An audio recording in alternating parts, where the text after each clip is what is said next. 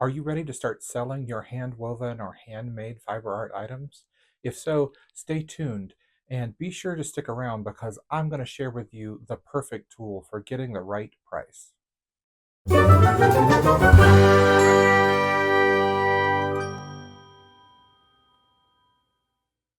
Hello, welcome back. My name is Trent. I'm the Weftrite, and welcome to my tiny fiber studio. You may notice that I'm in a slightly different position than I usually am for my videos because I have a new loom who I'm going to introduce in a separate video. Today we're going to be talking about selling your hand wovens. This also applies to selling crochet, knit, and other fiber art items. So whether you're just starting out to sell or you're wondering why you're not being able to survive on the profits from your hand wovens, I think this guide will be really helpful. So without further ado, let's get to it. First of all, weaving is one of the most labor intensive fiber arts out there between designing, warping, threading, all of the different steps. The weaving is what takes the least amount of time. And then you have to factor in the finishing. If you're selling on a website or on Etsy, you've got fees that come along with it. If you're selling at festivals or art shows, you're going to have booth fees and travel and all of those different things. So we have to calculate all that in so that we can have an accurate price. We also have to remember that undervaluing your work doesn't just mean that you get less profit. It means that it undervalues the work that everyone does in this arena. So we want to make sure that we're pricing in a way that's both fair but also accurate so that you can get what you need to survive, but also the whole industry gets a boost. There are four main things that you have to consider when you're pricing your hand-woven items. The first thing you have to consider is the material cost. So that's things like the yarn and fiber of your products, or what I call the software. So an easy way to calculate this, and my favorite way, is simply to weigh the finished object. Most yarns that you're going to use have a yarns per pound on it, or you could weigh it yourself. And you could easily figure out how much you paid per ounce, let's say, if you're using the standard form of measurements or imperial measurements. And you could easily calculate if this scarf weighs 6 ounces, then I use roughly this amount of materials. If you're using a different price of product, so let's say you're using a really expensive silk warp, but you're using a rayon weft to save on money a little bit, you can average those two yarns out to come up with a pretty reasonable price for your materials cost.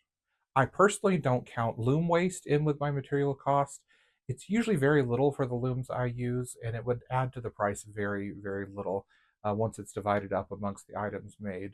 So I don't really factor it in. I factor in how much the actual garments cost. You also have to calculate how much time. That's the second thing. Time is really important in that formula, and it isn't just how long it takes me to weave a scarf. Remember, weaving is the shortest amount of time you're going to spend on something. It's all the prep work that goes into it. So it's important to make a good profit, to make as many items as you can on one warp. For instance, it may take me 6 hours to warp my loom using the sectional warp beam, including threading and slaying, but I could warp 20 yards in just about the same amount of time that I could warp 3 yards.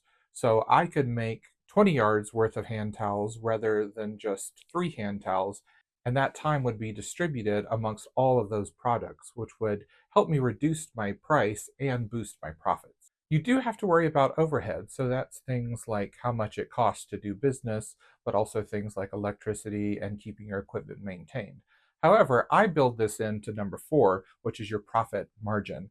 In general, profit margins should be no less than 100%, and that's double the amount of materials plus the time that you spend to make the object. That is a good base margin for wholesale. When you go up to retail, you could go up to 4 times. So that's 400% your base cost to get the appropriate number for your retail products. Now, don't worry about having to do the math because I've done it for you with a really helpful online interactive tool on my website. So let's look at that tool now and how it's used. The first thing you want to do is navigate to my website, theweftrite.com. You'll find in the top menu section an area called Interactive Tools. If you're on a mobile website, you may need to click on the hamburger menu, the little lines in the top right corner, to access this Interactive Tools. Now you'll see I have a lot of tools, some of them very helpful, and I'll make separate videos about those later. But the one we're talking about today is the pricing calculator. It's super simple, and on the calculator page itself, it gives you lots of great advice. The same things that I'm basically telling you here. I recommend that you never go below $20 an hour. Your labor as a weaver or as any kind of fiber artist is highly skilled. So I would recommend $20 an hour at a minimum.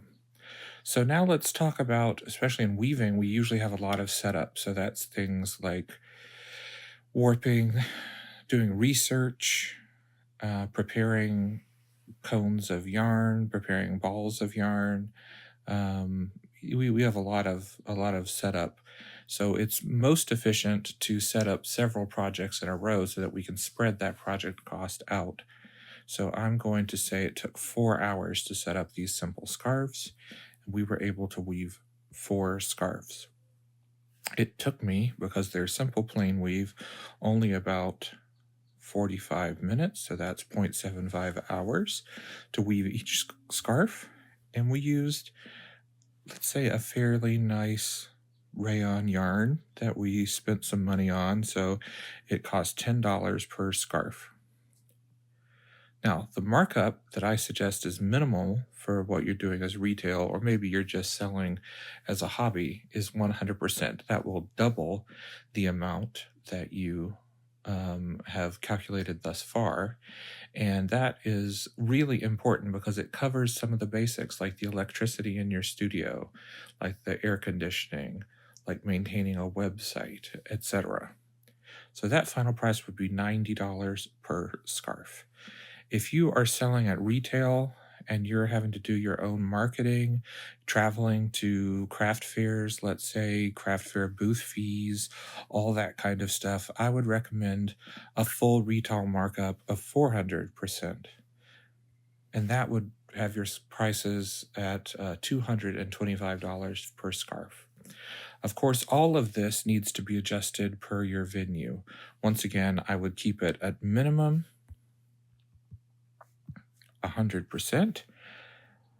But if you are in an area where similarly priced items are going for much higher, then you may want to experiment with a higher price as well, as long as it doesn't fall below this 100% markup. Pricing shouldn't be scary, and with using tools like these, you shouldn't feel guilty about your pricing. Most of us who are fiber artists are not wealthy people, and so we shudder to think that someone would want to pay the price that our work is actually worth.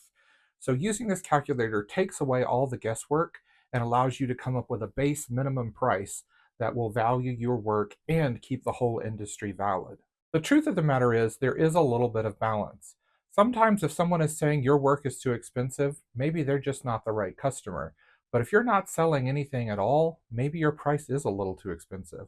So do your market research and make sure that if you're selling at an event or a farmer's market, that your products fall within the range that both makes it profitable for you. So let's say that's somewhere between the 100% and 400% markup, or that your product is so outstanding and with such nice materials, it does warrant a higher price, and you might just have to wait for that perfect customer. That's it for today. Really simple, really short. I hope you use my tool. It's absolutely free to use. You don't have to download anything. You don't have to set up an account. You can simply save it as a bookmark on your phone and use it whenever you're calculating a price. So once again, that's at theweftright.com. And if you want to type it in directly, it's theweftright.com/tools. That's it. Thanks very much for joining me today. And at some point in the future, I'll make a whole video about my process of selling my work. Until then, keep on crafting, and thanks for joining me, fiber folks.